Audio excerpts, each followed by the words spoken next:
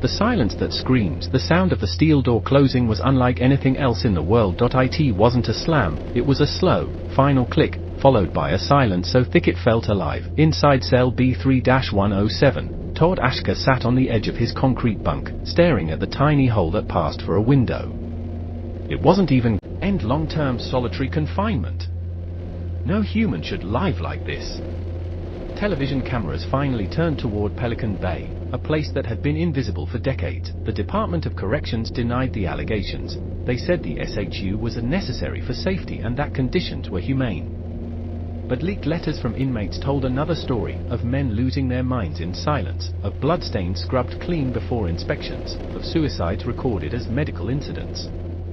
Inside his cell, Todd didn't know any of this. He only knew that fewer and fewer footsteps inside the prison, guards whispered about the troublemaker in B3-107. But they couldn't stop the letters anymore. More inmates began writing, describing hallucinations, self-harm, and suicides. One wrote in here, "You forget your own name before you forget the sound of the door closing."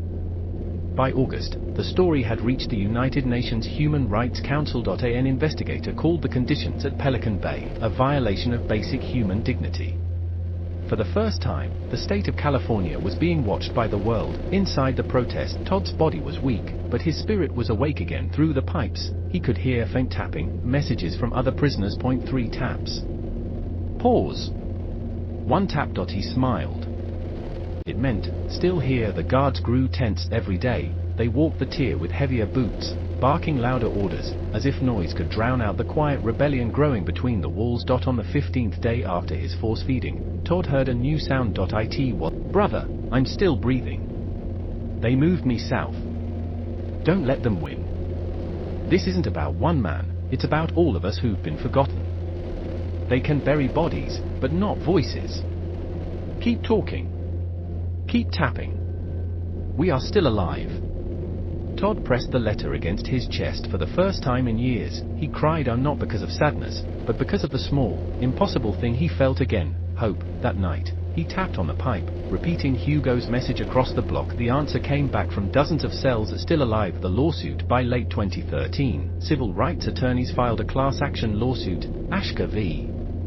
Brown. It argued that keeping prisoners in solitary for over 10 years without review was cruel and unconstitutional. The state fought back hard. They said these men were the worst of the worst, too dangerous for society or even other inmates. But then came the evidence. Documents revealed that hundreds of prisoners had been placed in the SHU not for violence, but for alleged gang affiliation, sometimes based only on tattoos, books, or anonymous tips. Men had been trapped for decades, not because of what they did, but because of what the state feared they might do. Public opinion began to shift. I don't dream anymore. I just see the walls. Psychologists testified that prolonged isolation caused permanent damage, and the United Nations declared solitary confinement beyond 15 days to be a form of torture. California was under global pressure to change, and Pelican Bay became the symbol of everything wrong with American punishment. But Todd didn't know any of this. In the black cell, he only knew silence, the breaking of the walls one morning, or what he thought was morning. The door clanged open. A guard stood there, flanked by 2 others. "Get up," one said. Todd blinked against the sudden light. "Where are you taking me?" he asked. The guard didn't answer. He was cuffed, shackled, and led down a corridor that smelled like bleach and old metal. When they turned the corner, he froze. The walls were different, painted white, not grey, and at the end of the hall stood a man in a suit holding a clipboard. "Todd Ashker?" he asked. Todd nodded. "My name's David Henderson," the man said. "I'm with your legal team. You're being moved. The court has reached a settlement." For a moment, Todd thought he was hallucinating again. He hadn't seen a civilian in years. "What kind of settlement?" he asked. "The SHU is closing," Henderson said quietly. "You're going back to general population." Freedom within the fence. When the shackles came off, Todd almost couldn't stand. The air in the general yard felt alien, full of movement, of sound, of life. He squinted against the daylight. It stabbed at his eyes like knives. Men stared at him as he walked by. Some whispered, others nodded with respect. To them, he was a legend. To himself, he was a ghost wearing skin. Every noise, a shout, a laugh, a gate clanging shut, made him flinch. He had lived in silence for so long that sound itself felt violent. That night, lying in a real bunk with another man in the same cell, Todd couldn't sleep, the darkness didn't scare him anymore. It was the voices that did. He missed the stillness of his isolation and hated himself for it. Freedom, he realized, had its own kind of cage. The settlement. In September 2015, the state of California announced an agreement that would end indefinite solitary confinement. Thousands of prisoners were to be reviewed and transferred out of the SHU. The case, Ashker versus Brown, was hailed as a human rights victory. Cameras rolled as lawyers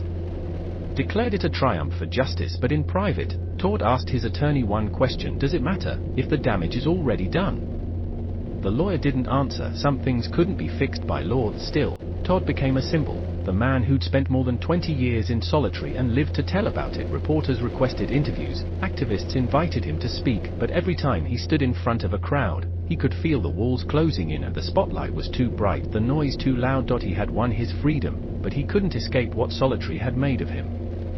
Haunted by silence, months passed. Todd adjusted, at least on the outside. He worked in the prison library, read philosophy, wrote essays about mental health and justice, but at night, when the lights dimmed, he still heard the whispers, the same voice that haunted him in the SHU. They forgot you, Todd.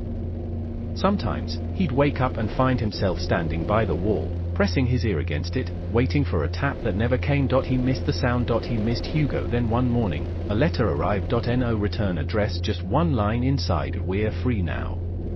But freedom isn't silence, it's being heard. He didn't know who wrote it, or maybe Hugo, maybe another survivor, but he folded it carefully and